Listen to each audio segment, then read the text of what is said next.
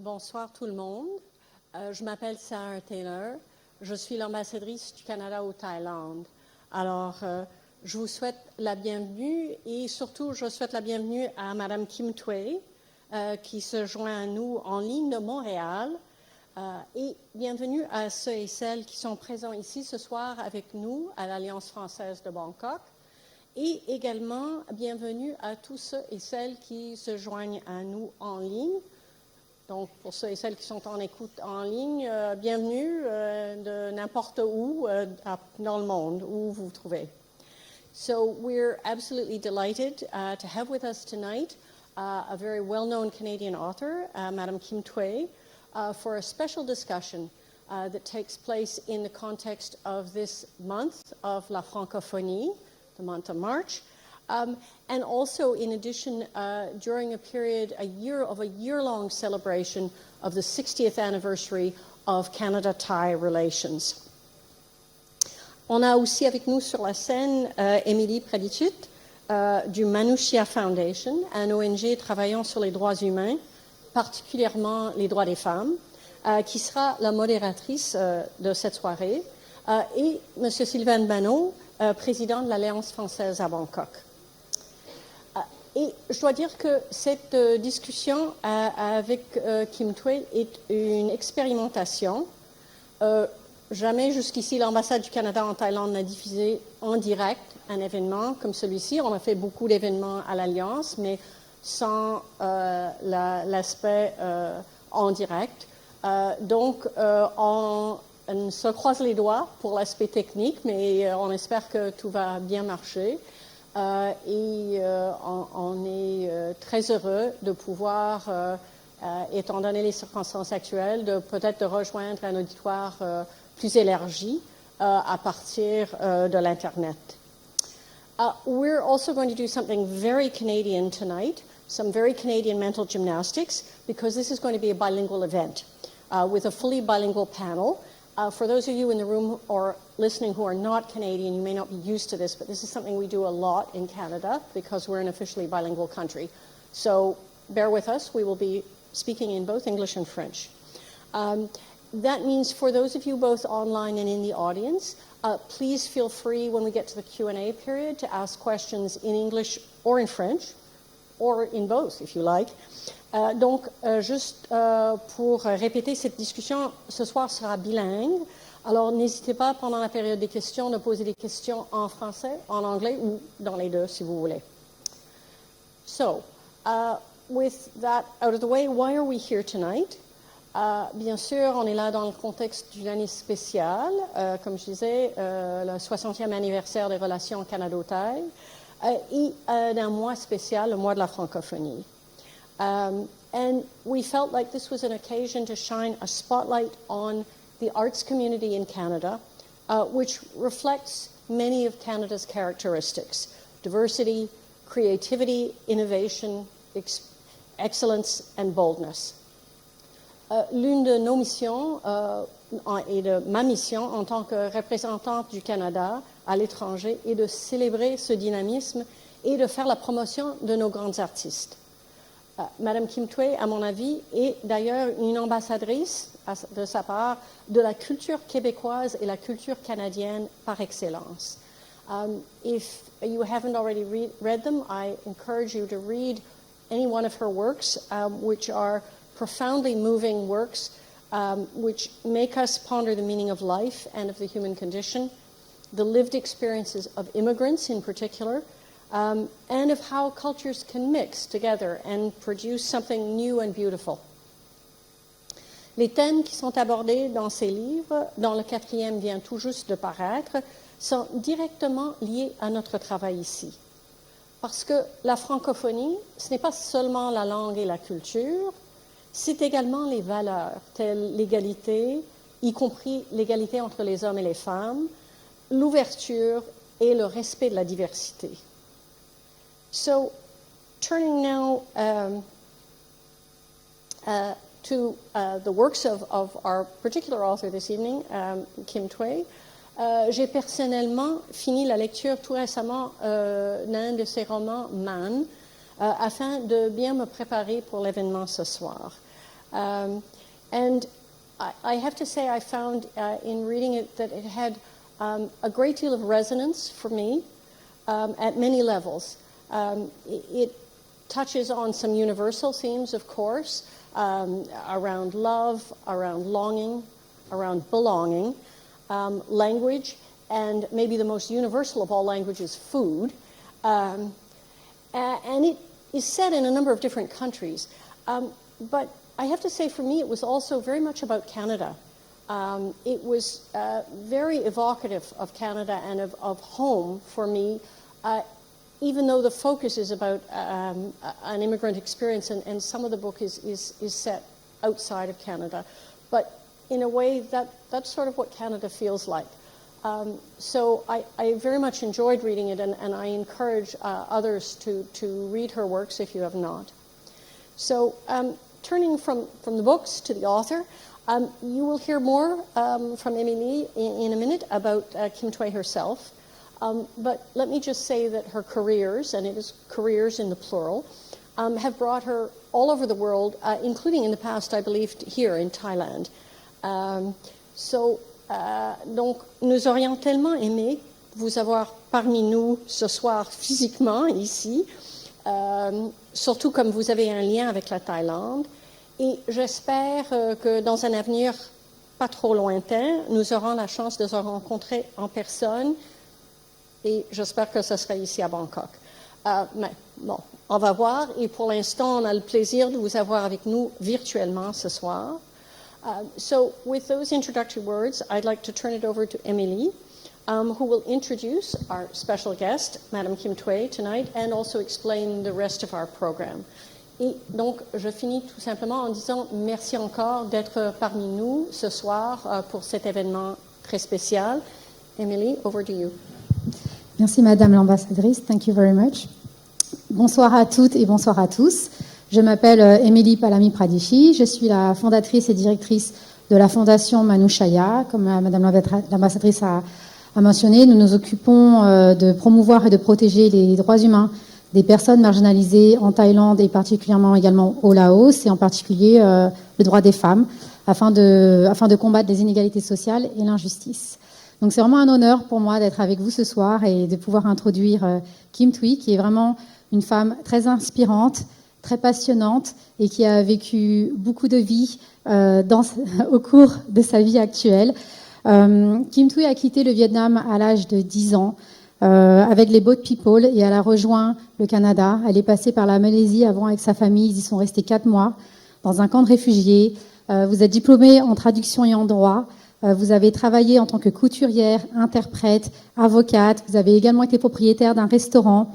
Vous avez reçu plusieurs prix littéraires, y compris le prix littéraire du gouverneur général 2010. Et vous avez été l'une des 4 finalistes du Nobel alternatif en 2018. Vos livres ont été vendus à plus de 765 000 copies partout dans le monde. Ils ont été traduits dans en 29 langues, et ils ont été distribués dans 40 pays et territoires. Vous vivez actuellement à Montréal avec votre famille et vous passez votre temps donc à l'écriture, car vous êtes dorénavant écrivaine. Je vais maintenant faire votre introduction en anglais pour nos amis qui sont là, qui ne parlent pas français. Donc, it's an honor for me to be here tonight and to be able to introduce Kim Thúy, who is a very inspiring woman. She has lived many, many lives in this lifetime. And as you know, Kim Thúy left Vietnam when she was 10 with the Boat People, and she exiled with her family in Canada, in Quebec. Kim Thúy graduated in translation and in law. She has worked as a seamstress, an interpreter, a lawyer, and she owned a restaurant. She has received several awards globally, including the 2010 Governor General's Literary Award, and she was one of the 4 finalists for the Alternative Nobel in 2018. Her books, which have sold over 765,000 copies everywhere around the world, are translated into 29 languages and have been distributed in 40 countries and territories. Kim Thúy lives now in Montreal and is fully dedicated to writing. Nous allons bientôt passer la parole à Kim Thúy, mais juste avant, je souhaite vous expliquer rapidement le déroulement de la soirée. Alors, nous allons d'abord avoir une brève discussion. Nous allons d'abord donner la parole à Kim Thúy pour 15 à 20 minutes afin qu'elle puisse partager avec nous. Puis, nous allons avoir une brève discussion en panel avec Madame l'ambassadrice et le président de l'Alliance française. Et nous allons enfin finir avec des questions-réponses pour environ 45 minutes à 60 minutes avec les personnes dans l'audience, mais également des personnes qui vont se joindre à nous en ligne et poser leurs questions en ligne. Donc, nous vous invitons, pour les personnes qui nous rejoignent à travers Facebook, de poster vos questions dans la section des commentaires, s'il vous plaît. Just before we start, I would like to quickly go over the program. Kim Thúy will speak for about 15-20 minutes first, and then we will follow with a panel discussion with the ambassador and the president of the Alliance Française. And after that, we will move to a Q&A session for about 45 to 60 minutes, and with the audience inside the room, but also for those who are joining us online, we invite you to please ask your questions in the comments section. So, sur ce, merci beaucoup et je donne la parole à Kim Thúy. Thank you. Over to you, Kim. Thank you. Vraiment, merci beaucoup. Quelle introduction, en fait. Maintenant, je dois être à la hauteur de l'introduction.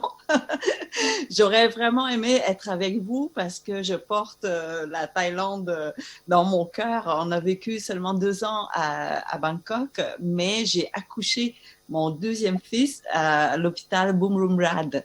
Donc, pour moi, il y a une petite racine qui s'est créée à Bangkok, mais voilà. Et aussi, je dois vous avouer que je suis très envieuse de vous, parce qu'en ce moment, au Québec, on n'a pas la chance encore d'avoir des événements publics en personne. Alors, quel plaisir de voir des gens qui sont assis ensemble dans une salle.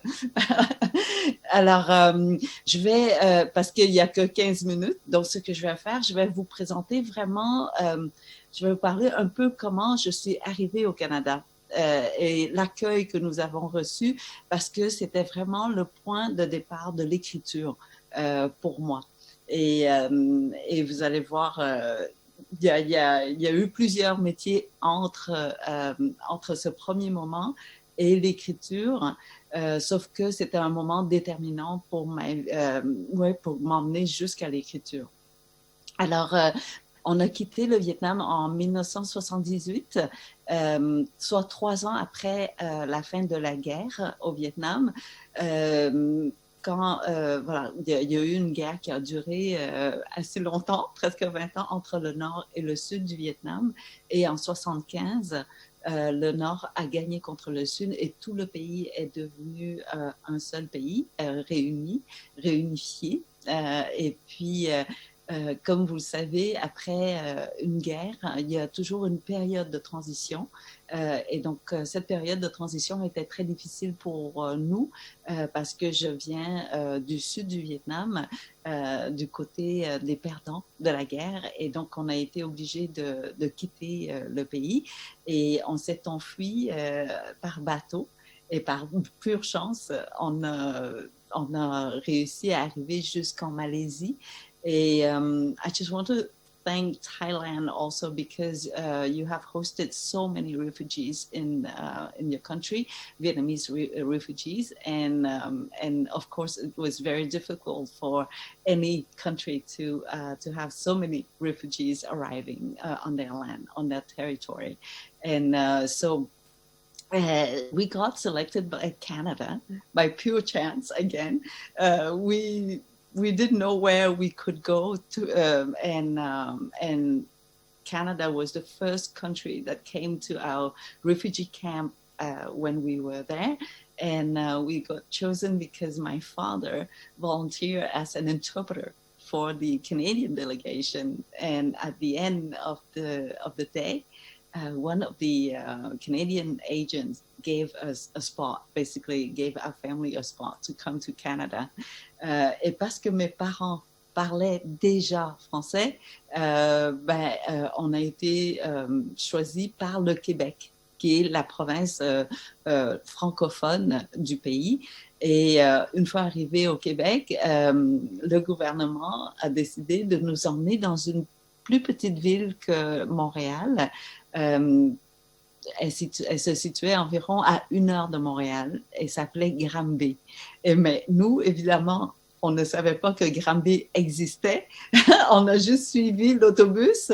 And so when the bus arrived in Granby, the door opened and it was March 27th. So about this time of the year. Of course, now, it's almost spring, and I would say that it's almost too warm for a Canadian like I am now. But back then, as a Vietnamese coming from, tropical countries, it was incredibly cold. And it was so cold that my skin couldn't recognize the sensation, actually, because it had never lived that sensation. So the brain couldn't interpret what I was living. And so it was just like that was the first cultural shock, I would say. It was the weather. And then when the doors of the bus opened, I thought that the whole city was there waiting for us to arrive. And everybody seemed to be so tall. I'm 1.5 meter height. So comparing with, 180, the average of the height, everybody's height, and everybody was in a winter coat with fur all around and big beards and everything. And I thought that I was in a fairy tale, because it was a forest of giants, right, waiting for us.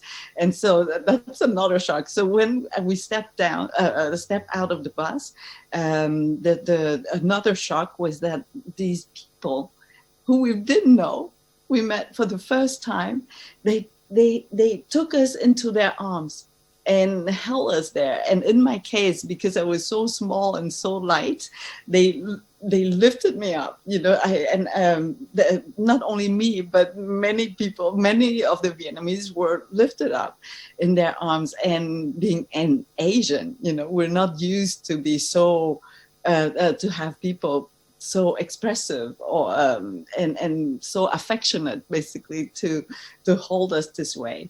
And another shock was that, we arrived from a refugee camp where we slept on dirt, basically, near a forest. So there were so many insects biting us. And because we didn't have access to water, we had probably 1 liter of water per day. And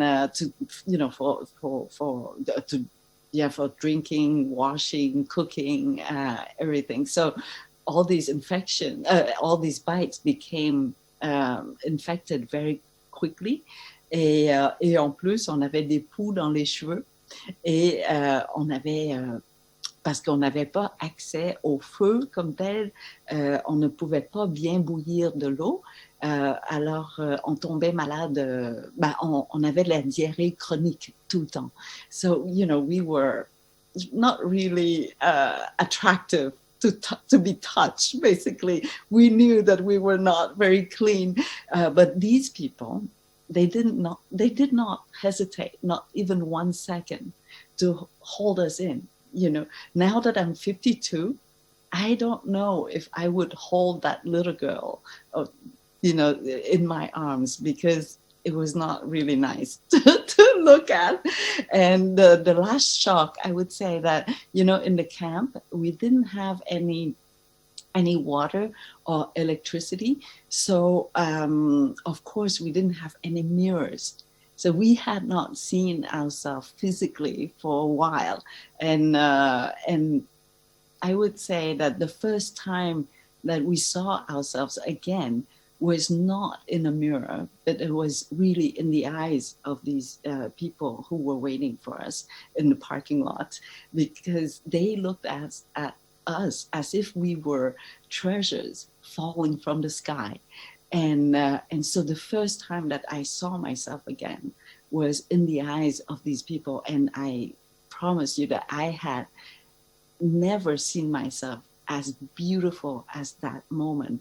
And I've never seen myself as beautiful again, because it was, so it was basically a moment of love. It was the first moment of my second birth and of my second life.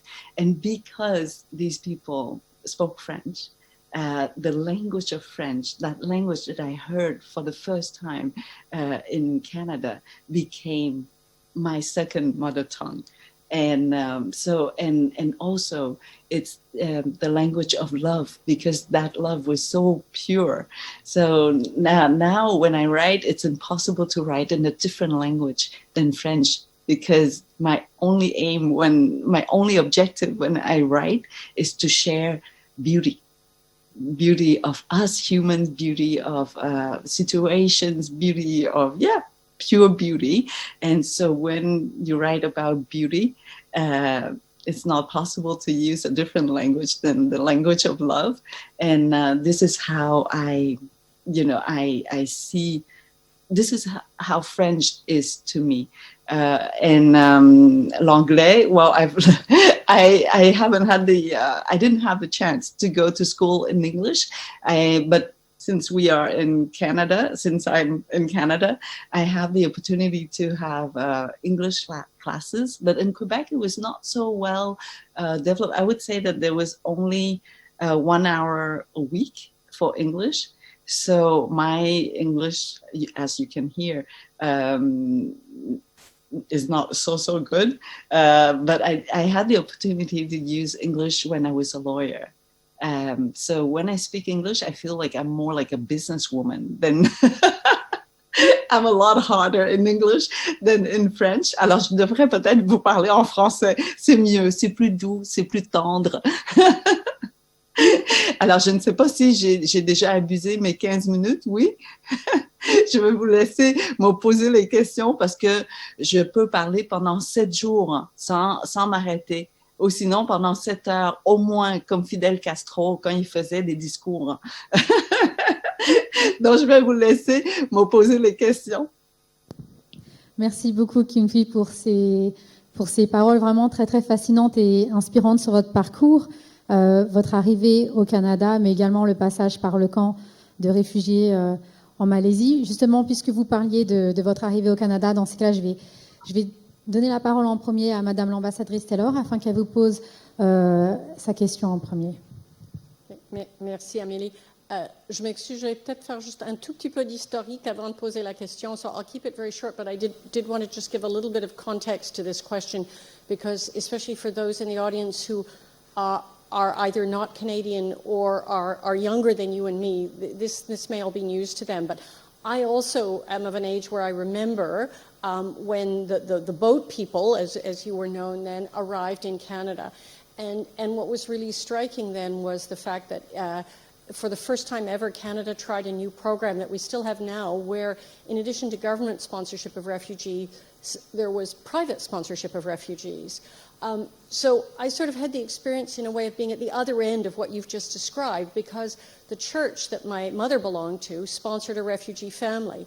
And I remember we invited to dinner this Vietnamese family who were just newly arrived and who had been sponsored by the church to welcome them, and had them in for dinner in our home.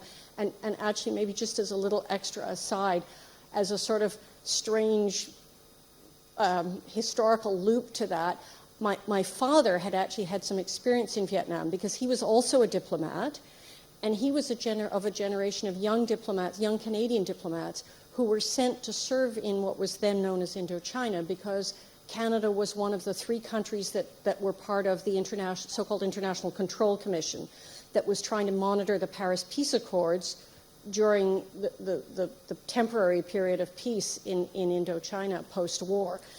So he actually had, as a young diplomat, had spent about a year, I think, living in a hotel room in Hanoi and helping to monitor this what was then a very kind of fragile, wonky peace. But from it, he remembered, he's someone who has very good memory, and he remembered all these slogans, which were the communist slogans from Hanoi at the time. So when we had this family to dinner who were, I think, like you, were a family who had fled from the South. The only thing my father could say to them in Vietnamese were all these slogans about long live the Socialist Republic of Vietnam. And I could see they were a bit startled, I think, and a little bit worried about what had they landed in. But, I mean, all that to say, I also had that very human experience you talk about, and which continues to be part of the Canadian experience, that we have this, continue to have this sponsorship of refugees. But I guess coming back to your own work as an author, I'm just very curious about how that sort of dual experience has influenced your work. Because, I mean, as you said, you grew up speaking Vietnamese as a child. It's kind of presumably the sort of the mother tongue for you, but you don't write in Vietnamese. And I'm wondering, do you feel that effect of being sort of having switched from one culture, or maybe not switched, but having grown up with one culture and then suddenly finding yourself in another, how has that influenced your writing and your work as an author and your imagination?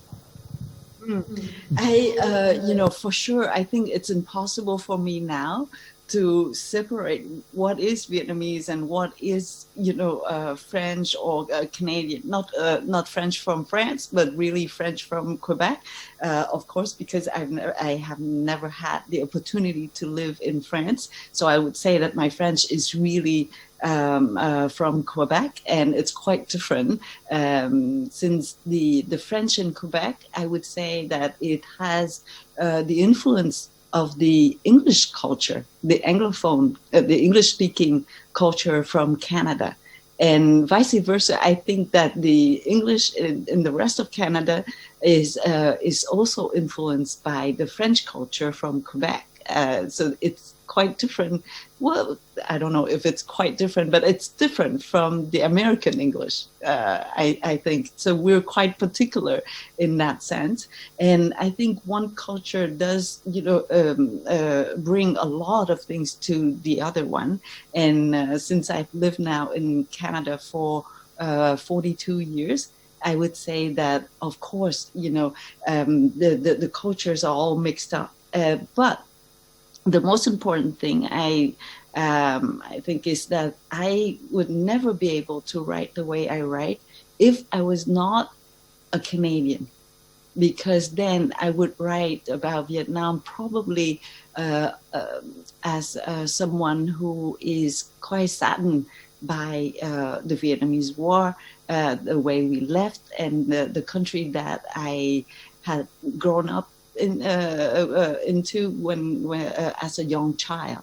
But when you have the opportunity to arrive in a country as peaceful as Canada, you become purified again, and you have this perspective on life very differently.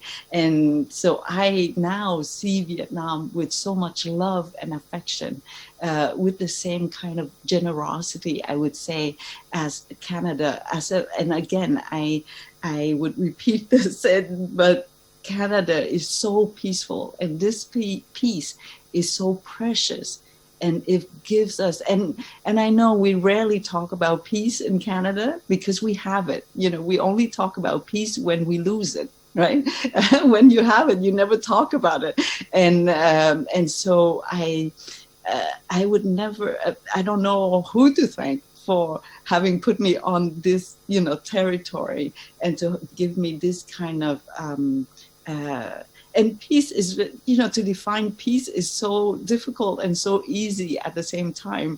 Peace is about being able to go have a coffee with a friend and not being scared that a bomb would fall on our head, or to expect that your child going to school will come back and in the evening or at the end of the day, without any fear that something would happen to your child.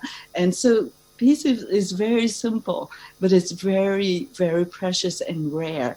And so I think that peace has affected my, the way I write, the way I see the world. because writing is about sharing how we see the world, right? So I think my writing is absolutely Canadian in that sense. But if you, I have a friend who's a writer, the first time he read me, he said, "Oh, I know that I read your book in French, but somehow it felt like I just read a Vietnamese book." Not a book in Vietnamese, but a Vietnamese book, because I think the language, even though I write in French, I think the musicality of my language is still quite Vietnamese, because Vietnamese is monosyllabic. You never have more than one syllable for the word, right? And French and English, I would say that it's a horizontal language, because to make new words, you just add more syllables, right? So you have constitution, and then constitutional, constitutionally, and anti-constitutionally or something. Donc, ça fait vraiment des mots très, très longs, juste en ajoutant des syllabes. Alors que le vietnamien n'a qu'une seule syllabe. Et donc, c'est vraiment une langue plus verticale, plus tonale. Hein? Donc, totalement tonale, en fait. Donc, par exemple, le même mot, c'est la. Et chaque mot a un sens différent. Donc, là, c'est crier. Là, c'est une feuille. Là, c'est être, s'évanouir. Là, c'est le verbe être. Donc, chaque son est différent. And, my husband, who's a French Canadian, when we worked in Vietnam for 2 years, he tried to learn Vietnamese, and he thought that he was really good at it. So we went to a restaurant, and he wanted to order, himself and talk to the waiter himself. And at one point, he asked for pepper. But what he said was urine, So I'll give you the sound, and then you will hear it. Tiêu, tiêu. So tiêu is pepper, and tiêu is urine, right? And the waiter couldn't understand why he was asking for urine. and of course, I heard, the misunderstanding, but I didn't intervene. I just wanted to see what would happen, if he would bring pepper or not. But so I think even though I write in French, la musicalité, ou sinon le choix des mots et la construction des phrases sont vraiment, peut-être, ont encore cette influence de la langue vietnamienne. So I hope I answered the question. A very long answer. Thank you very much, Kim Thúy.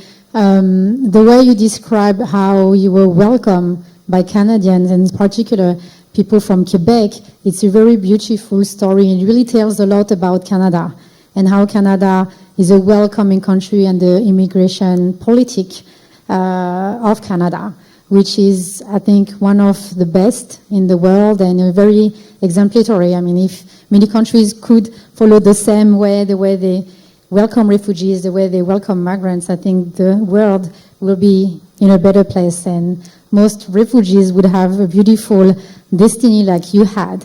And what's very fascinating with you, it's all the optimism that you have in life. Although you went through a lot of hardships growing up, with the war and then exiling to Canada, you are so positive, you are so optimistic, and you really treat everyone with kindness. And I think you gave us already an answer from the question I wanted to ask you was, how did you, as a woman, coming from Southeast Asia, coming from Vietnam, and I'm French, but also my origins are from Laos, and also I have a lot of Thai women friends here, and also I have Thai family members who are also women. It's not easy to speak out. It's not necessarily easy to have a space where we feel safe to speak, or even a space where you dare to dream. Luckily, I was born in France, so I was allowed to dream for myself. And when I look at you with the life that you lived, obviously you dreamed a lot for yourself, because with everything that you have accomplished, you're very inspiring. So what would be your words for Thai women? What would be your words for women from Southeast Asia that are watching us online, but also for those who are in the room, to thrive like you did, to keep going, to to keep moving forward and to never stop dreaming? What would be your advice to them? Oh, it's so unfair because it is because of this country that you can be anything. And, just recently, last week, a TV show asked me to give them some pictures of myself when I was a lawyer in my 20s.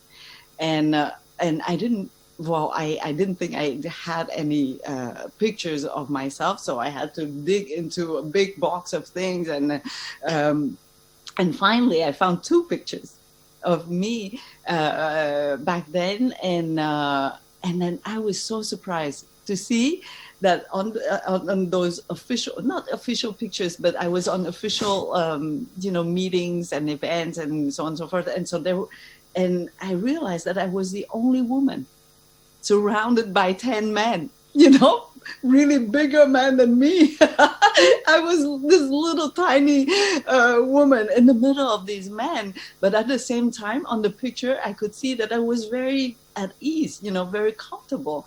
And I was even the one who was talking to them with my fingers up there and everything. And I said, oh my God, how could that be? Because I didn't even realize that I was the only woman back then. I didn't remember that I was the only woman. And that's how great this country is, that it makes you feel that you have your place and you can do whatever you want to do. And but of course, because of that picture, I went back and I remember that when I was hired at the law firm, I was the first year with 5 women and 5 men being hired. But before that, in that law firm, there was only 10 women out of 100 or so of lawyers. So it was only 10%. And today, 30 years later or so, in law school, you have more women than men. I think in classes, we're now maybe not far from 65, 70, sometimes 70%, in certain classes of women. And so we have evolved a lot.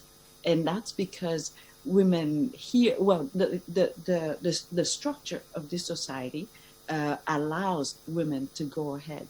And so it's very difficult when you're in a country where the structure is not there to support women to drive. But it doesn't mean that we don't push and open doors ourselves, And so I would say that maybe you come for a visit to Canada, come study in Canada for a year or 2, and that would give you enough strength to go anywhere else and strive as a woman and not how would I say it? You don't even. Yeah, I think that question never, comes up almost when you're working. You don't wonder, do we have a woman ambassador or a man ambassador? I think you're just an ambassador. Canadians don't see that difference anymore today. And yesterday I was on a panel with politicians, all women, and so I of course, we probably, I'm quite sure we don't have the same opportunity in Vietnam, for example, the same freedom. But I would say that we should still fear Vietnamese women that I know of, because it doesn't mean that, maybe they don't yet have the same salary in Vietnam than the men, between the women and the men. But at home, the women are the ones who hold the, I would say the money, la bourse. How do you say that? She's the one who really managed the money in the home, and she's the one who would give a little bit of money to the men so that they can go have a beer or 2. So she decides on how many beers the men would be able to go and have in the evening. So I think education, of course, is the key for us to go forward as women, and not to be, We just have to push and pull, and one step at a time. But I'm just the lucky one to be in Canada. So it's easy for me to say that you can be a woman and do all the things you want to do. I know it's not the reality for all women, for most of women in the world. And so I hope that we all fight together, women and men. And we need the men to fight for us as well, to hold our hands. And, you know, and I remember when I was a lawyer, being the youngest and probably also a woman, but I didn't realize that, I was always backed by my bosses who were men. They were the one who said, no, you have to be in front and not be scared. So I think we need those allies, the men who, because of the different generations, they were there before us and they took more space than us. So now we need them to basically to push us forward and back us up. Thank you very much, Kim Thúy. You make all of us want to move to Canada. Want to study in Canada, want to move to Canada. I have to say, that wasn't the intention of this evening, but... No, but you know, like you said, I nobody has named me as an ambassador, but I have given myself that title to say that I will celebrate Canada. Of course, it's very difficult for a Canadian born to be proud of Canada and talk about it, and then it will feel like you're overly confident about your country, right? And how do you say that? D'être trop vantard de son propre pays, n'est-ce pas? Mais étant donné que c'est mon pays d'adoption, je me donne tout à fait le droit de parler du Canada avec beaucoup de liberté et beaucoup de plaisir. Merci beaucoup Kim Thúy. Maintenant, je me tourne vers... Je vais juste ajouter une chose. Oui. Vous savez, au Canada, we have bankruptcy law, a very sophisticated bankruptcy law. And I think it reveals everything about Canada, this bankruptcy law, because it's a law that allows you, I would say, that support audacity. It's a law that would give you the opportunity to try, and if you fail, the law is there to help you to fall, number one, and number two is to lift you back up. You can stand back up after you failed. And so bankruptcy law is the best proof that Canada is a great country. Thank you very much. No, thank you very much. Now I'm going to turn to the Director of the Alliance française, Monsieur Sylvain Bano, pour vous poser sa question également. Merci, chère Émilie. Chère Kim Thúy, merci aussi d'être là en ligne avec nous à l'Alliance française. Madame l'ambassadrice, encore merci d'être avec nous ce soir. Vous êtes très inspirante, vous êtes très positive, vous êtes une ambassadrice formidable du Canada, mais aussi de la langue française, mais aussi de la diversité culturelle. Et au fond, it's great to have a conversation both in English and in French and to be able to move from one language to another. But this is a chance for most of us because some people here don't have the education, didn't have the education to learn another language or to learn another language with a family.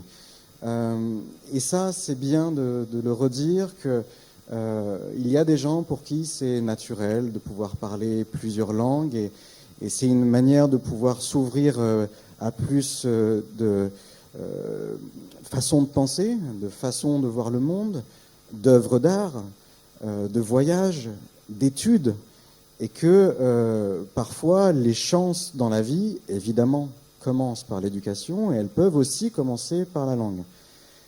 If you've been learning languages quite soon as a kid, then of course you will have more opportunities to study abroad or to find another job or to meet other persons, and this is a chance that we don't necessarily have, all of us. Notre conversation m'a fait penser à 3 mots. Le premier, c'est celui de la langue, bien sûr, language. Le deuxième, ce serait la diversité, diversity. Et le troisième, ce serait les valeurs, values. La langue, pourquoi? Parce que, comme on l'a dit, on parle en français mais en anglais, mais surtout la langue française, nous sommes à l'Alliance française, ce n'est pas que la France, et c'est toujours important de le rappeler, de le redire et de faire connaître les cultures francophones, les pays francophones à travers le monde. La langue française, actuellement, c'est 300 millions de personnes qui parlent français dans le monde. Right now we have about 300 million people that's French speaking all over the world. And in 2050, we estimate that the number of French-speaking persons would be approaching 700,000, which is a lot, especially in Africa. Et il est important de se rendre compte que la langue française, c'est un continent, it's a continent. It's not only a country, it's mostly a continent with people of other countries. And we share a language, but we also share values. The values you just mentioned, Emily, that can be, and you also, Your Excellency, the values of equality, the values of diversity. And this is important to remind that learning languages is also bringing with it history, international relations, arts, books, novels. And the more you're able to read, the more you're able to confront cultures, ideas, maybe the more free you will become at some point. And of course, diversity, just like we said, is also another important point. On parle en français, on parle en anglais, and the humankind is about diversity. Biology is about diversity. It's quite obvious now, and the UNESCO has been, there's this very important contract for the UNESCO about cultural diversity that mentions that it is as important as biological diversity. And for that, we have to be able to work like on a regular basis on what is make the difference and what on which subject we can gather and which subject we can think a different way. Well, anyway, diversity is an important point, and this is why here at the Alliance Française, and I know that you've been also giving speeches at Alliance Française in India, right? Is a place where it's not only about French or France, it's about French-speaking countries and culture and cultural diversity. A meeting between the French culture or the French-speaking country's culture and the culture of the country we're in. This is what our conversation made me think about. And actually, I wanted to ask you this question, which is related to the question of education and the opportunity of learning and speaking other languages. You speak Vietnamese, of course. This is your first mother tongue. You've been learning French. You said it was your second mother tongue. I remember, actually, you said it was the language of love, and maybe the English, the language of business, but still, we can switch, right? That's good. But I keep this one for us tonight. Maybe you speak other languages. Could you please tell us what it brought to you to learn other languages after Vietnamese, how to integrate with a different culture than the one you've known so far, and how to encourage young people to learn not only French languages, as many languages as they can. Je vais le redire en français un instant.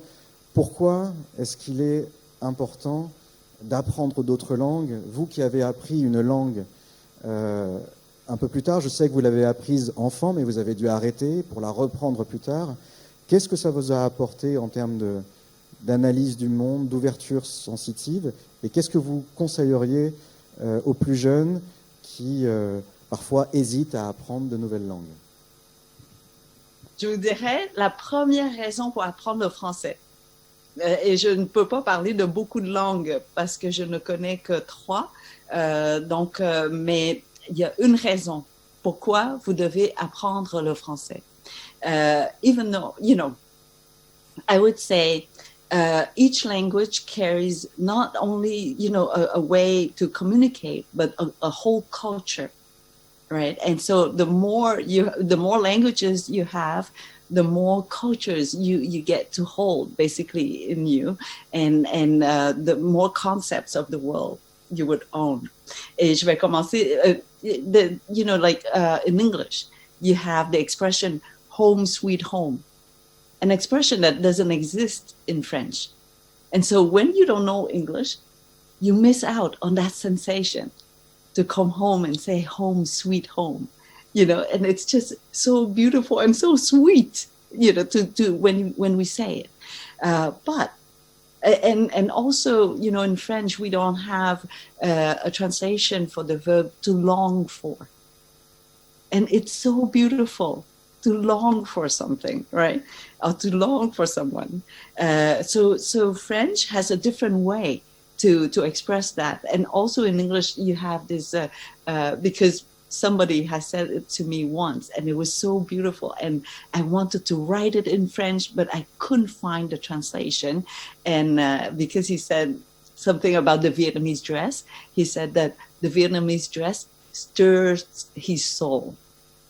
And I said, oh my God, stirs his soul. How can you say that in French, right?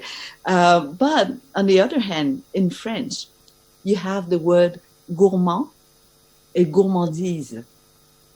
Something that, that it's so foreign, I think very foreign to the English culture.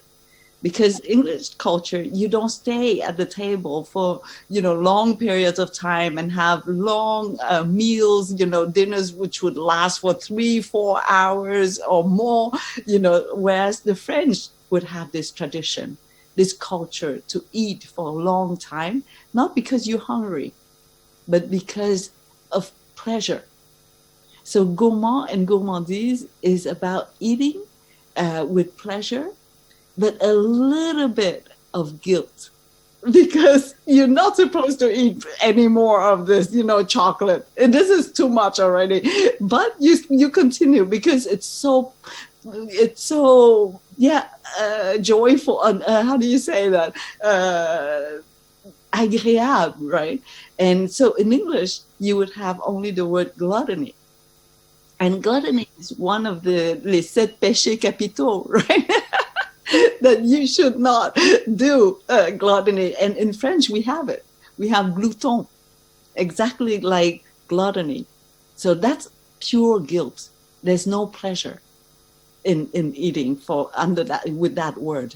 But in French, you have gourmand et gourmandise, which is, just pleasure. So it carries the French culture altogether. And so just for those 2 words, it's worth it to learn French so that you can enjoy that moment of eating with guilt, But there's also another word, but the ambassador is here, so maybe I should not mention it. No, I mention it because it's so beautiful. And I still wonder why the English language doesn't have it. C'est le mot jouissance. The word jouissance doesn't exist in English, right, Madame Ambassador? So maybe, so we've been looking for the translation of this word for the last 5 years, because I put it in one of my books and we cannot find a word to express it, because jouissance is so much more than pleasure. But it's not something like, I would say the word, so don't jump, okay? But it's not orgasm, for example. Orgasm is very striking, very short, just short. Whereas jouissance is very round and ample, and long. And you can use it also for the legal terms, and it's not only for the sensation of it. And so that word alone makes French worth learning for. So when you have many languages, you get to compare. And, diversity, you mentioned diversity. And I think one of the examples that come to mind to me is the goldfish. In English, we call it the goldfish, but in French, we call it the redfish. And in Vietnamese, we call it the Chinese fish. So, yeah. So in Vietnamese, we take the origin of the fish to describe the fish, right? And I think the French look at the fish from the head to the tail, and on that side of the scale, it is red. And the English culture, the English looked at the fish from the tail to the head, and on the other side of the scale, it's gold. And so when you have diversity, you get to see reality with more precision, with more understanding. So I think around the table, if there's a problem that we have to solve, if you have diversity, probably we'll have more than just 3 solutions.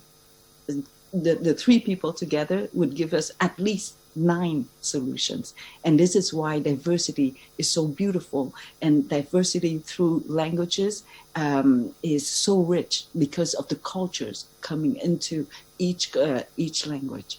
And this is how I would encourage you to come to Alliance Française to participate in all the activities. And, sometimes you don't need to understand everything, when you watch a French movie, but then you would hear just the musicality of the language. It's already beautiful. You don't need to understand all of it. When I first learned French, of course, I didn't understand everything. But it's still just beautiful to be around it, because we do absorb the culture just through that musicality of the language. And just the way we carry, I'm not sure, I would say, a British would sit the same way than Monsieur Bano. Maybe they would wear, well, in Canada, our Prime Minister would wear more colorful socks. With the Canadian flag or something. But the French would never do that because it's not part of their culture, I would say. Whereas the Canadian, we're more relaxed and we're more fun, I think. I will wear red socks next time. Sometimes you have deputies, in France that wear red socks or yellow socks, but I guess that was a bit too normal to me. But thank you for what you said, because it's brilliant. I would just complete what you said by the fact that it's true that you don't need to understand everything at the beginning in any language or culture. This is what happens to every human being, even as a kid. We don't get everything, what's going on, all the words that the people are using.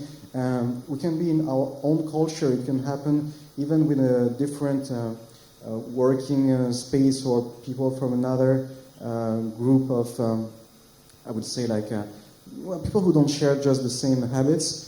We won't maybe understand everything they are mentioning purely, and this is what happens with languages sometimes. We don't get everything at the beginning, but it doesn't matter. What is important is to be part of the movement, of the atmosphere, and to be charmed, and this is just how it goes with any languages, I guess.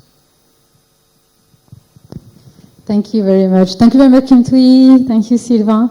Thank you for sharing also how you perceive French people compared to Canadians. I think it's very reflective of the reality. But now I would like to give the floor to people in the room if they have questions for you. Whoever has a question, please raise your hand, and someone is going to bring you a mic. Yes, the lady.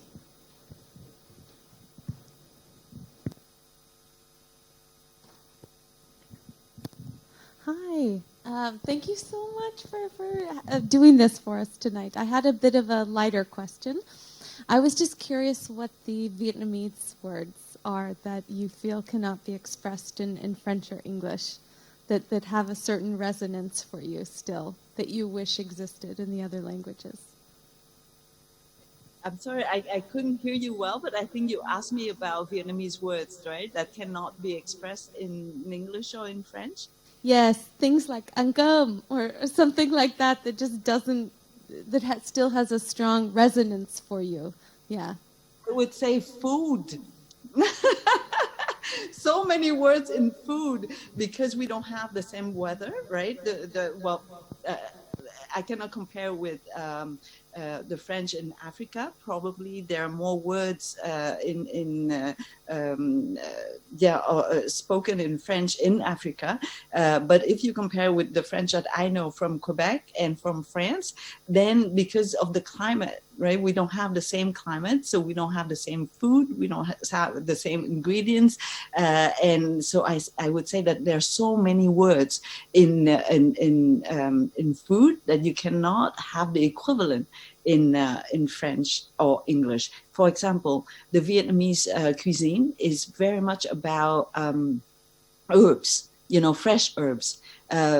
Even more than the Thai. I think Thai cuisine is more about spices, whereas the Vietnamese, we really eat, just raw herbs, fresh herbs that you would chew and mix yourself in, as you're eating. And in every meal, I think for a Vietnamese, you would have at least 6 or 7 herbs, mixed into the spring rolls or in a noodle, in a fresh noodle mix, and you would have all these herbs. And those herbs have very specific names. And in French and English, very often it would start with coriander or mint. They all mint something or coriander something. But in Vietnamese, they are totally different and they're very specific. So I would say for me, and probably also because I don't master Vietnamese well enough, and I'm all about food. So I find that there's so many words in Vietnamese in food that I cannot translate into French or English unless you use Latin words. And when you speak Latin, nobody would listen to you. They all stop. So that doesn't work at all. So I would say that. And the other way around is that in French and English, you have so many words for snow. We have different kinds of snow, right? Every day is a different word for the snow, the kind of snow that we get to have. And in Vietnamese, you have only one word for snow, is snow. We don't have the wet snow, we don't have the light snow. I don't know, en français, c'est, la neige mouillée, la neige tapée, la neige, les bancs de neige. So there are so many words. And ici, if you go into the Innu language, who lived in the northern part, the indigenous people, our First Nations, you would have 20 different expressions for snow. And so, yeah, I would say that Vietnamese is all about food and Canada is all about weather. Thank you very much. When you said that Vietnamese is all about food, I think it's also very similar when it comes to Laos and Thailand. We have a lot of words when we talk about food. The taste of the food, we have a lot of words just to talk about the taste of the food that do not necessarily exist in French, that do not exist also in English. And also, I think it's one of the reasons, you say it very well in your book, Man, it's because food is the language of love. When it comes to a country like Thailand or like Laos, we don't express our emotions and our love through words, but through food. And maybe that's why we have so many ways of using the word food or expressing food and the taste of food. That's how we share love among each other. I mean, it's necessarily true for Thailand and Laos. And so I wanted to ask you, how, when you wrote the book Man, and it was really about how to love, how did you, as a woman from Vietnam, but who also became Canadian, how did you experience love with this double culture, which are very different within the culture where you can express love, you can show love, and another culture where you don't talk about love, and love is being expressed differently. So how did you grow up, and how were you able to express love? Oh, now that you mention it, I forgot about the most important word many words in Vietnamese that you cannot translate into French, is that, in French, you have only the word aimer. And in English, you have love and like, right? Already you have more than one in English. That's great. But in Vietnamese, you have probably 5 or 7 different words. because the verb is different if you are talking about a love between a parent and a child. It's different because that verb contains gratitude, right? Whereas the word between the love between a husband and a wife or in a couple, then it carries the sense of time and also compromise. A lot of work in that word, you know, for a couple. And then you have another word for when you say that you love a cake or a dog, or, you know, so you have so many different words, and a different one for with friends, you know, and brothers and sisters. It's a different feeling, right? A different emotion. And so you have so many specific words for the different kinds of affection that you have for the other person. But in French, you only have aimer. And why is that? You know, the French language is so sophisticated about the tenses of the verbs. In French, you have passé simple, passé composé, imparfait, plus que parfait, just for the past tense, right? And you're already confused because for me, on that line, I don't know which one comes first. Right, and then in the future, the French language, you also have futur antérieur, meaning I think in the future, but in the past at the same time. The French language is so sophisticated because it can come and translate what our brain can understand, that it can travel back and forth at the same time. Whereas the Vietnamese is only in infinitive. We don't have tenses in Vietnamese. And so we just add a time word at the beginning of the conversation, right? That it's last Monday, tomorrow, in 10 years. And then we continue the conversation without mentioning it again. But still we understand it somehow. But the French is so great with those tenses. But at the same time, they have only one word for something that important. And in Vietnamese, you have one verb that is for the passionate, you know, for passionate love. When you love somebody, out of passion. And I think that emotion is so, so special. And I don't understand why the French language has not invented a word just for that emotion, reserved for that emotion, without ambiguity. You know, when you say in French or in Vietnamese or in English, je t'aime, it could be just a friend. But in Vietnamese, the word you, when you say that, there's no ambiguity. You know, there's no like, oh, does he or she loves me, you know, with passion or just a little bit or more, or, you know. So French is very imprecise about that specific emotion. So please, Mr. Bano, you have to work on this. Same thing with English. You have to create a word for that rare emotion when we are so much in love with someone. It should be, special. You know, Mrs. Thúy, actually, maybe it's because we just love everybody from one unconditional love. Mother, cheese, friends, kids, your wife. It's just like one love. Let's put it this way. Je ne suis pas tout à fait convaincue. Oh. Mais par contre, je trouve que le fait que justement que le français offre la gourmandise et la jouissance, c'est déjà une bonne raison pour devenir francophone. C'est vrai, c'est vrai. Une autre question? Oui. Yeah, I think you have more words for cheese.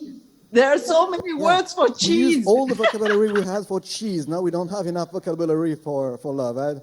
I'll go to the Académie Française to have a serious conversation about that, be sure. So I'm going to ask if there's more questions from the audience. Yes, please.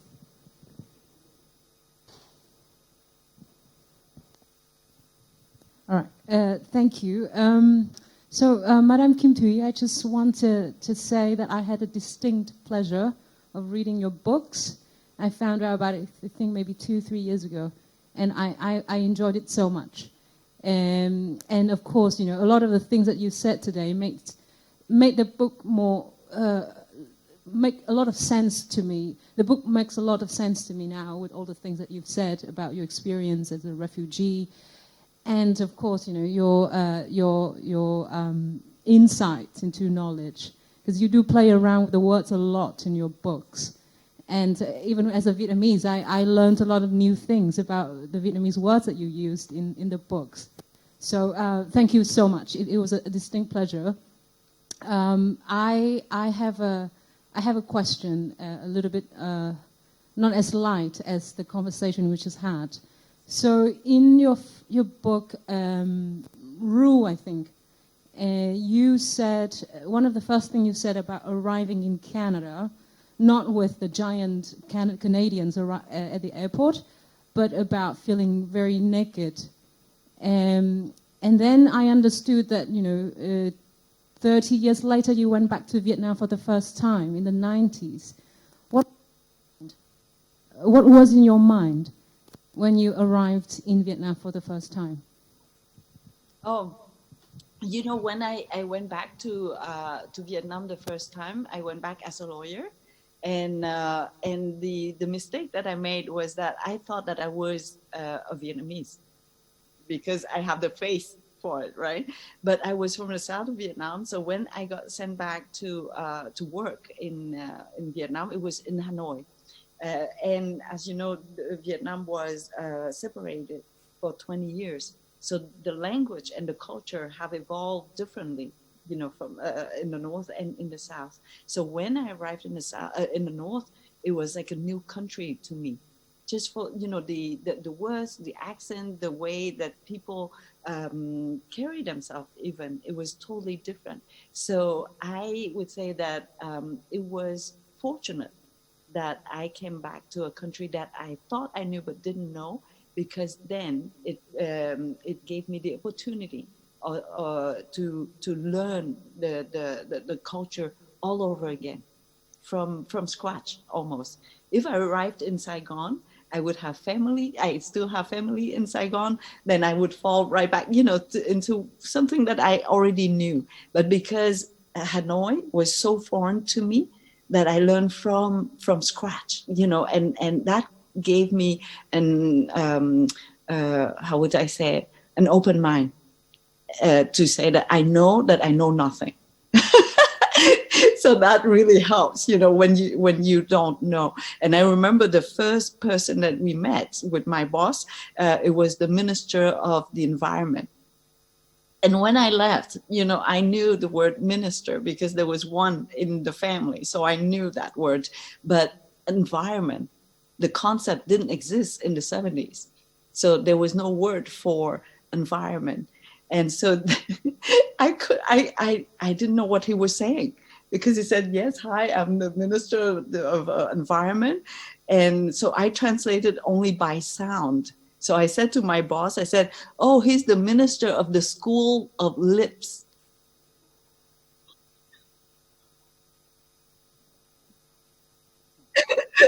You know, I didn't lose my job, but almost. So that's how foreign it was to me, and I'm so glad that I had the opportunity to learn Vietnamese again, but in the north. And you know, so it's very strange how my relationship with the Vietnamese culture. So I know a lot about food, being a child and being, you know, living with my parents next door. They feed me all the time, so that I master. But because the Vietnamese, like Émilie has said before, we don't verbalize our emotions so much. So I don't have the emotional words or words for emotions, because so you need to read books and to study in order to own those words. And I'll give you one example. I know the word sadness in Vietnamese, but I don't know the word for nostalgia, melancholia, or the difference between frustration and irritation, you know, all those nuances, I don't have. I only have them in French. And then when I went back to Vietnam to work, I had to work as a lawyer. So I can tell you, you know, I have words like constitution, privatization, the rice industry in Vietnamese, or the civil code, but I don't have the words, you know, so I can talk like a lawyer in Vietnamese or a child, but nothing in the middle. It's like,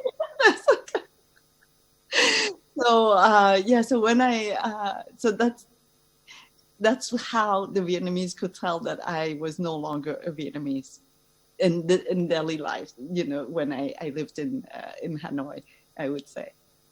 I hope that I answered your question. Thank you. Now I would like to ask you a question from someone who sent it online through Facebook. So the question is, as a former refugee, how do you react when you see all the humanitarian crises in the world? Donc, I'm sorry, I couldn't hear you well. En tant qu'ancienne réfugiée, comment est-ce que vous réagissez lorsque vous voyez les crises humanitaires à travers le monde? Ah, mon Dieu. Vous savez, quand il y a eu, au tout début, quand on avait les images des migrants syriens, you know, growing up, in Canada, I always hope and wish that we were the only one who would call boat people. That word would never be used again. So when, oh my God, I get emotional. I get all emotional. But you know, to see these people on a boat, you know, when you're on the boat, inside the boat, you don't see the whole boat, so you don't see yourself. You just know that it's difficult, but it's, you know, you don't have the image of the whole picture.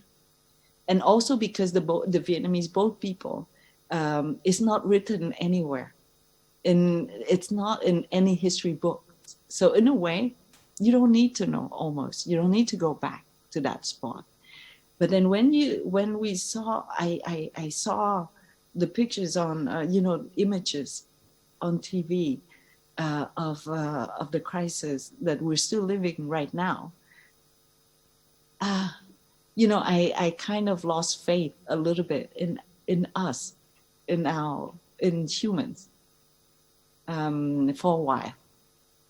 I couldn't believe that history repeats itself exactly the same way, and worse, I would say, today, because the Vietnamese boat people, when we left, the international community opened their arms to welcome us.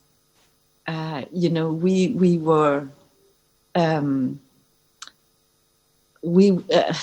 would I say it? Yeah, I felt like as soon as we left and survived, we knew that somebody would take us in, right?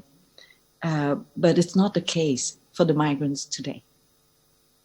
And I cannot express to you the sadness that I feel. And as just an individual, I don't know what I can do. You know, you feel powerless in front of such catastrophe. But I think we should never let our sadness, you know, strike us, because otherwise we become stunned and we don't do anything anymore. And so I give myself the mission to share beauty, because I think beauty is the best vehicle to talk about atrocity and horror. Because, you know, most of us, we don't have the chance to live through horror. And so when I speak to you about horror, when we talk about horrible stories, yes, we all understand, but from the head. It's intellectual. But if we talk through beauty, we all have, as humans, we all have had the chance to live beauty at least once. We have all seen the blue sky once. And so if we talk through beauty, I think we open up doors through our stomach and through our heart. And I give you two examples, very simple, is that in, you know, with the Vietnam Wars, there were so many pictures, right? But there was one picture that still remains in everybody's mind is that little girl running in the middle of the road after she had been burned by Nepal. And she was naked, skinny, so skinny that you couldn't even tell if she was a boy or a girl almost. And that picture, why do we remember that picture? Because first of all, the picture was beautiful. The framing of it, the way that she was running and her arms open up, you know, it's almost symmetrical. There was something mythical about it. And because it was so beautiful, our eyes got caught. We felt into the picture, and then we were stuck. We need to know the story of the girl, and we feel attached to her, right? And more recently, with the Syrian migrants, there was that picture of that little boy on the beach. You remember he was in a red t-shirt, almost like sleeping. The picture, there were so many pictures before that picture, but that picture caught our eyes because the picture was beautiful, first of all. And that's why we fell into the picture, and we wanted to know the life of that little boy. And we become attached, and we were touched. And all of a sudden, our vision of the situation was different. And because, you know, that picture, the second day, you can see that there were more pictures with a larger frame, where you see the boats, the life vests, and all kinds of, you know, the lifeguards, not the lifeguards, but the guards and everything. And we don't remember that picture because it was no longer a beautiful picture. And so I think we should allow ourselves to see beauty and to use beauty as a vehicle to talk about that other dark side of humans, because we have that dark side. And so we need to know that it exists so that we can compensate or choose a different path. And so that's how I feel about it. Thank you very much. It's very moving and inspiring. And I think you're giving us a lot of solutions, you know, even in our daily life, or even us, you know, I work in the human rights field. I know there are people in the human rights field also. In this room, we tend to see things from the dark side rather than seeing beauty connected to the heart and then having a bigger vision, you know. And so thank you very much for sharing that with all of us, because you're really giving us new ways of thinking. You're really giving us your way of thinking, and that's also explained why you're so positive, so optimistic, and you're so inspiring. So thank you so much for this answer. It's a discipline, you know, to see beauty. We think that we all see beauty very easily, but actually no. The first thing that, you know, things that, how would I say it, we're attracted more to bad things than good things.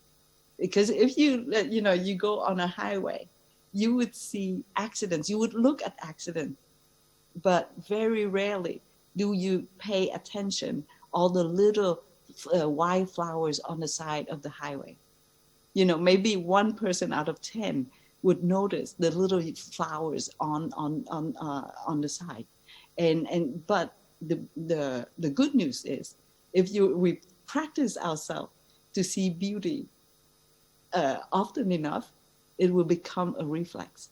And when we see beauty, we would want to create beauty and preserve beauty and hold on to beauty to stand back up when we fall.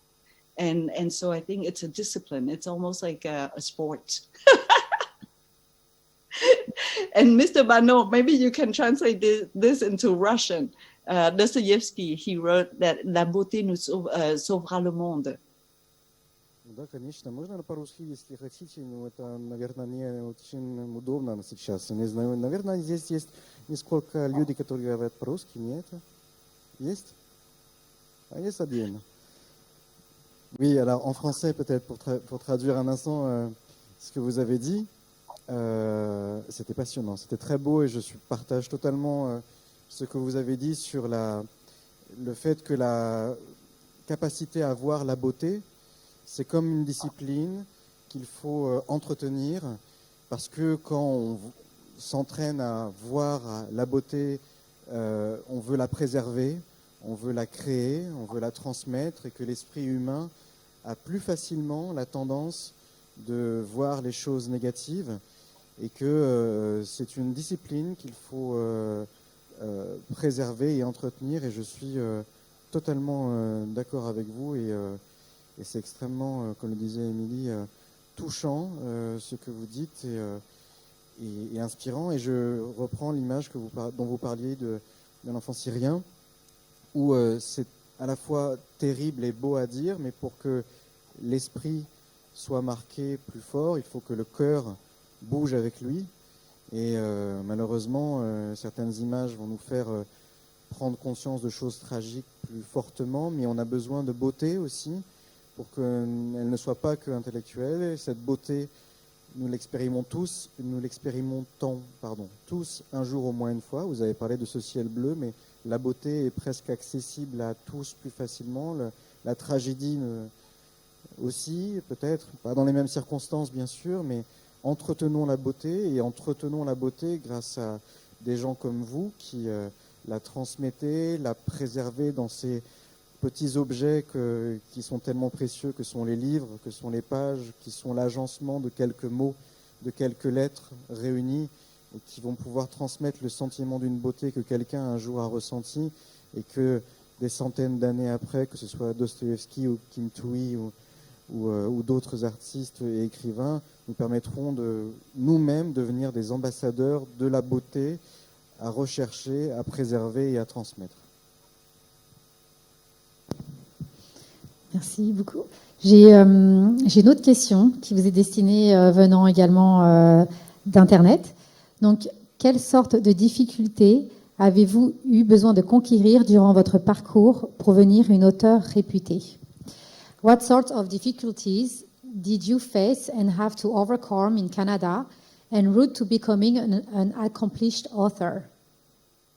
I'm sorry, I couldn't hear well. The sound was very,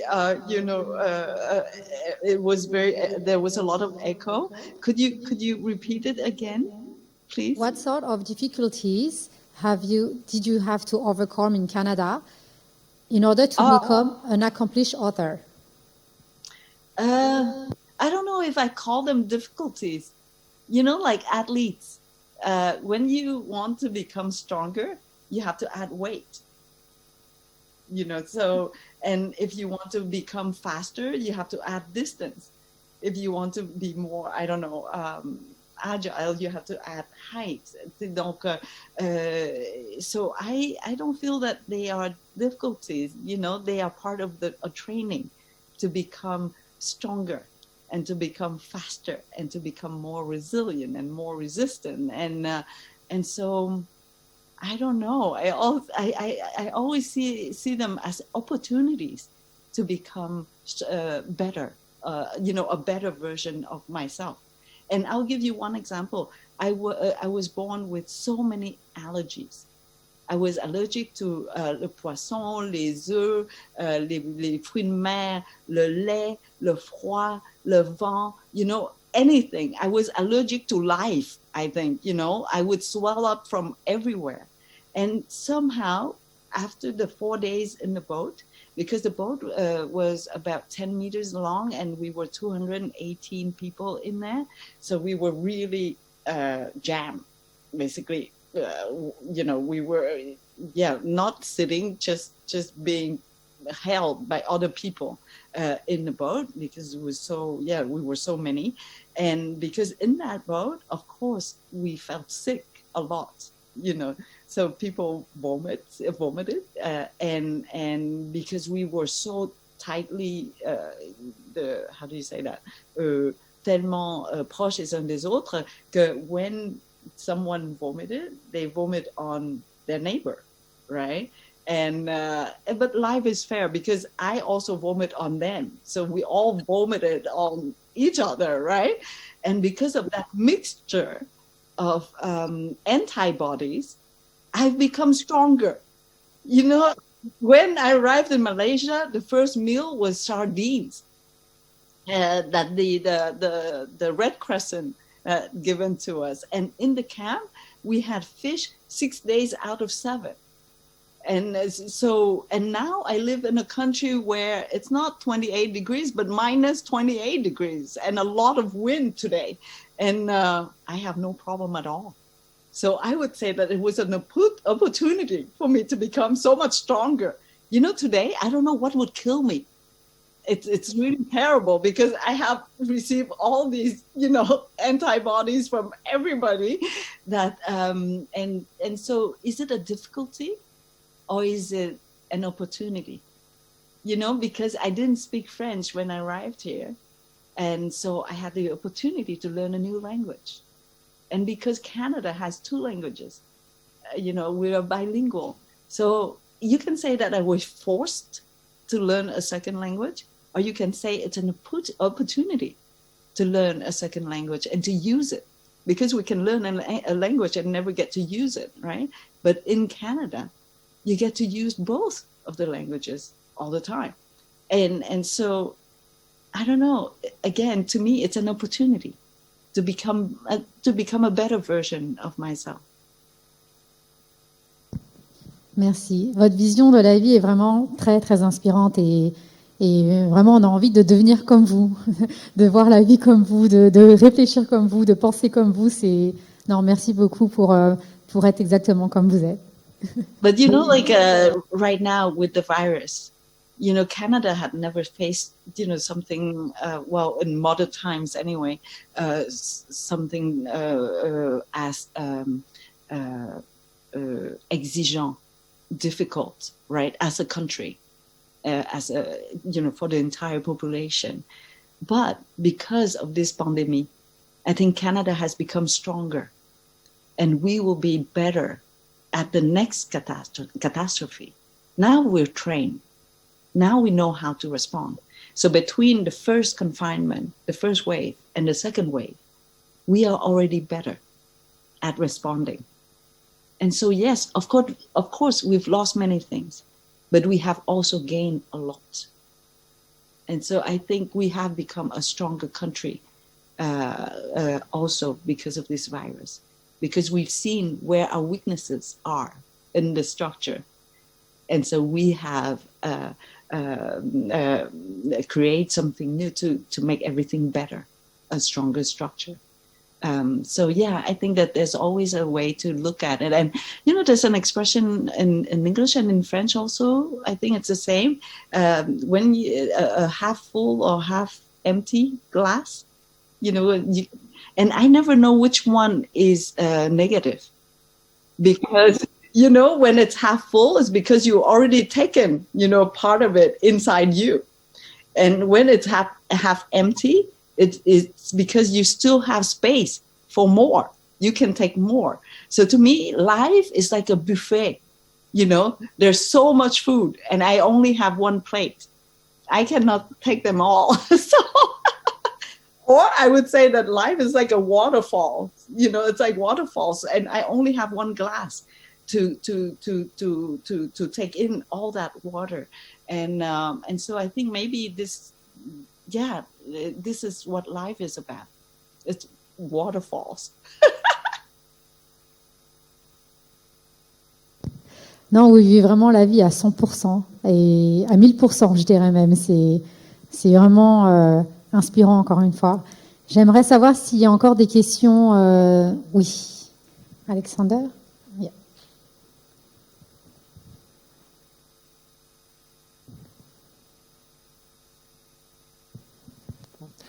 Merci beaucoup.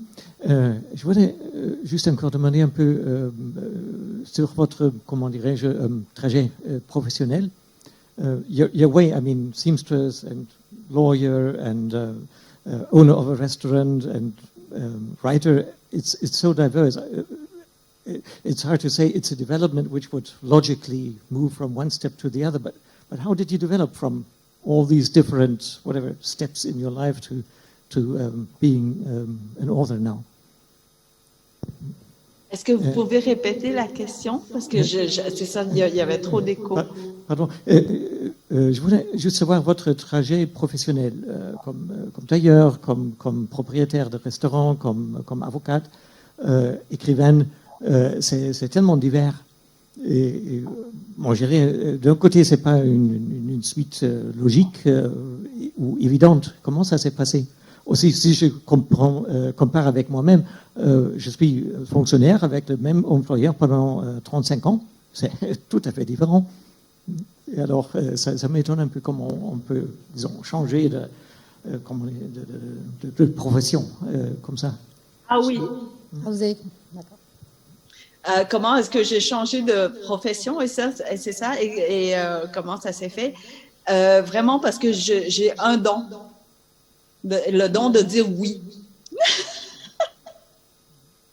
Quand quelqu'un me présente un nouveau projet, un nouveau métier qui me bouge d'un endroit à un autre, je dis oui. Et je me souviens encore quand j'étais avocate, j'étais vraiment très, très junior au bureau. Je venais de commencer et j'ai été appelée par un des top 3 seniors du bureau et j'étais sûre que j'allais me faire congédier, en fait, que j'avais fait quelque chose de... Ouais, que j'avais fait une erreur monumentale pour être appelée par quelqu'un d'aussi senior. Donc, il m'a appelée dans son bureau et il m'a dit, well, Kim, we have a project called Policy Implementation Assistance Project. Do you want to come along to Vietnam with us? I had no idea what he was saying. Policy Implementation Assistance, what is that? But I said yes. Because I knew that if I could breathe the same air than this man who was so, you know, who has so much experience, I will become a little bit more intelligent. And I did not know that I was getting into a very sensitive project in Vietnam, you know, politically. And that I was going to be under surveillance all the time in Vietnam during those years. You know, that I had a shadow following me every day. And people would even come into my office at any time of the day and we had people listening on all my phone calls. But I didn't know I was getting into that. I just said yes. And then off I went to Vietnam. And at the beginning, c'était supposé d'être des voyages, des petits allers-retours, vous voyez, de peut-être un mois au Vietnam et retourner à Montréal. Et puis, voilà, de temps en temps. Mais finalement, une fois sur place, le projet était trop exigeant. Donc, mes patrons m'ont demandé de rester au Vietnam. Mais, et voilà, je me suis retrouvée à rester au Vietnam. Et je ne me pose jamais de questions, en fait. Je laisse la vie arriver telle qu'elle est, parce qu'il y a un mythe avec les boat people vietnamiens, parce qu'on a retrouvé des bébés et des gens qui ne savaient pas nager sur la rive. Et on se posait la question, comment ça se fait? Et là, quand il y avait naufrage, hein, quand le bateau se brisait en mer, you know, how come these people who didn't know how to swim would find themselves alive on the beach? And so we started having this myth saying that, you know, if you don't know how to swim, then you would let yourself follow the wave. You know, you just let the wave take you, and the wave usually would take you to shore. And so I think this is how I see life. You just say yes to whatever, you know, if life comes to you, you just have to say yes. And yeah, so that's my only talent. Yes. Like today, I didn't know what we were going to talk about. I just said yes, because it's Thailand, it's my country, it's my embassy, I would say. So I have to say yes. It doesn't matter what I'm going to do or why I'm being invited. I would just give myself, how would I say it? I would come in with all of myself, 200%.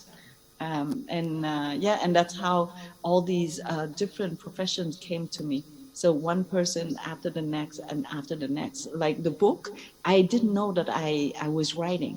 They were just notes to keep me awake at red lights, because I fell asleep a lot at red lights. And when you fall asleep at red lights, your foot would get lighter, and the brake would release itself, and the car would continue and hit the car in front. And I had a couple of accidents like that. And so one way for me to stay awake was to make to-do lists at the beginning, at red lights. And then after that, I ran out of things to do. So I started taking notes, making lists about things I knew. So a list of spices, list of verbs, list of cities, all kinds of lists. And then I ran out of ideas for lists. And that's how I started taking notes. And those notes became a book because of a customer of the restaurant that I had before. Who called me up and asked me why I closed the restaurant, and then we went for lunch, and then I didn't know, but he knew. He had a friend who was a publisher, and it's the biggest publisher here in Quebec, and I didn't know, but he was the one who took the notes, which did not have a title and did not have page numbers on them, to the publisher. And then I didn't even know how come they bought it, they wanted it, and then they sold it. And I didn't know that it was possible for them to send it to sell it to France. And then once that it was in France, I don't know what happened that year. 10 other countries bought it, and then another 10 and another 10, and now we're 40 something. And so my life is in front of me, about 10 kilometers ahead of me, and I'm just trying to catch up, and that's it. That's how I change my jobs. That's why I change my jobs so often. It's always because somebody has taken me from this point to the next. And I became a writer because somebody decided for me that I am a writer. Merci beaucoup, Kim Thúy. Je pense que ça en dit énormément sur votre personne également, que vous vivez la vie sans peur. Le fait que vous dites oui à tout, c'est vous vivez vraiment la vie sans peur, et c'est vraiment un exemple pour nous tous. On a tous des peurs. Souvent, on se bloque nous-mêmes à cause des peurs. Et votre vie est vraiment un exemple, votre résistance et votre volonté de toujours aller de l'avant et toujours dire oui, en fait, c'est la solution au bonheur. Et la peur, when you talk about fear, because I suis une peureuse. I'm scared of everything, anything in life in general since I was little. So my mom knew this, and she said, okay, so whenever you're scared, this is exactly the moment that you have to go forward, because in front of you, you think that it's a monster. But if you come close enough to the monster, you would see only small parts of the monster, so you don't see the whole monster anymore. So you don't know it's a monster. But 99.9% of the time, when you get close enough, you realize that it was not a monster, that it was only in your imagination. And I would say because of that habit to always go forward when I'm scared, I would say that now fear has become une unité de mesure. When I feel fear, it's the moment that I have to go forward, because it will take me on a new road, and I will learn something. I will grow, out of that fear. And so now, when I'm not scared, I question myself if I should go for that project or not. So I only take projects that I'm so scared of.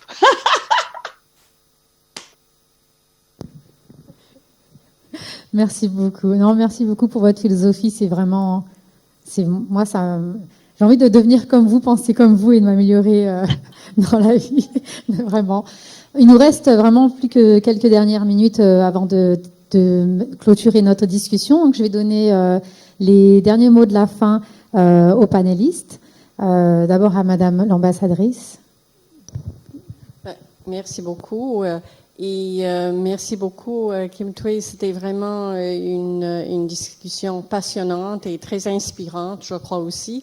On sait qu'on vit tous des moments assez difficiles actuellement, non seulement la pandémie, mais qu'il y a beaucoup de développement ici dans la région même qui, justement, j'ai pensé à ça en pensant à votre expérience, surtout ce qui se passe en Myanmar actuellement. Donc, c'est pas la fin des difficultés et peut-être aussi de déplacement de peuples dans la région. So hearing you talk about both about the importance of drawing beauty out of some of these difficult situations and how that beauty in turn takes us back into those and makes us feel them in a very human way. I think that's a very inspiring message. And also what you were just talking about, the need to face one's fears and let them drive you forward. I mean, in the circumstances we're living in right now, it's a time of great fear for a lot of people and some suffering. And so those are really inspiring messages.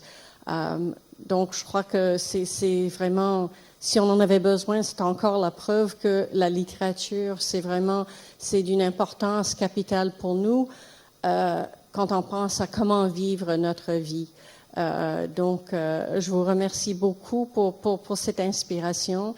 Et si je peux dire aussi, je crois que ça, pour moi, du moins, ça m'a vraiment fait ressentir un peu comme de retour chez moi au Canada. So, it may be minus 28 in Montreal. It's more than plus 28 here in Bangkok. But listening to you and hearing your experience, there are elements in your own experience and in your writing as well that are very universal, I think, but at the same time something that's very Canadian and that left me maybe a little bit homesick as well. But it's a good feeling to have. Donc merci encore et au plaisir, j'espère, de pouvoir se rencontrer en personne dans le futur. Sylvain, vos mots de la fin. Cher Kim Thúy, je voulais vous remercier également au nom de l'Alliance française, de toute notre équipe, de vous être rendu disponible pour pouvoir échanger avec nous, avec le public de l'Alliance française, mais également le public qui est en ligne avec nous aujourd'hui. Madame l'ambassadrice, je vous remercie à nouveau très sincèrement et remercier votre équipe. Et ce sentiment de fraternité, de générosité du peuple canadien, où on se sent toujours avec vous comme à la maison quelque part. Et c'est extrêmement chaleureux et agréable de le ressentir. Cher Kim, le soleil s'est levé chez vous à Montréal depuis quelques heures. Le nôtre s'est couché à Bangkok depuis quelques heures. Vous avez le flambeau de la beauté et de la positivité à continuer à transmettre de l'autre côté du globe. Et avec vous, il n'y a aucun doute qu'il sera très bien porté. Soyez sûrs que lorsque le soleil se couchera de votre côté, nous, on prendra le relais en ayant l'énergie que vous nous avez transmise et on va essayer de porter avec la même énergie votre très belle âme d'écrivain et d'être humain. Voilà, merci encore. Et à très bientôt. Okay. Merci beaucoup de m'avoir reçu aussi ouvertement, en fait. On est allé très loin, jusqu'à la gourmandise. Madame l'ambassadrice, j'aimerais également vous remercier parce que mon frère est posté au Myanmar en ce moment. Et l'ambassade du Canada est très présente justement pour organiser les départs ou sinon des évacuations des Canadiens. Alors, encore une fois, le Canada s'est prononcé très présent et toujours, très généreuse et très attentive envers ses citoyens. Donc, merci beaucoup. Mon frère revient la semaine prochaine. Merci beaucoup, Kunti, pour d'avoir été avec nous ce soir. Merci à l'Alliance française d'avoir été là, d'organiser le panel en ligne également. Merci énormément à l'ambassadrice et à l'ambassade du Canada pour cette soirée exceptionnelle. Je pense qu'on a tous été très, très touchés par vous, par votre parcours, par tout ce que vous avez partagé avec nous. Thank you so much for everything, for being this very inspiring woman, for inspiring all of us. And as a woman, I'm sure that other women are being very, very touched by your life, by your experience, those who are in the room, those who have been following us online. And I would also like to thank Canada for welcoming you, because I think Canada gives you this education and this love for life that we all envy you. Seriously, it's like, thank you so much for Canada and for the policy that you have when you welcome people. Because when we Non, see mais someone like you, merci à vous, Émilie, de travailler pour les droits humains.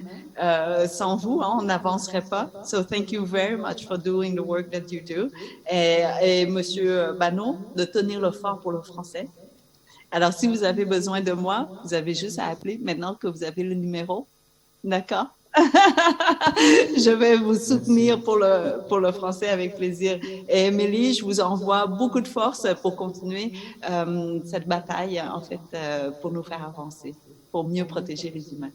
merci beaucoup. Merci énormément. Merci beaucoup. Merci à tout le monde d'être avec nous. Et je vous dis à tout le monde, je vous dis à tous au revoir et merci d'avoir été avec nous. Merci énormément.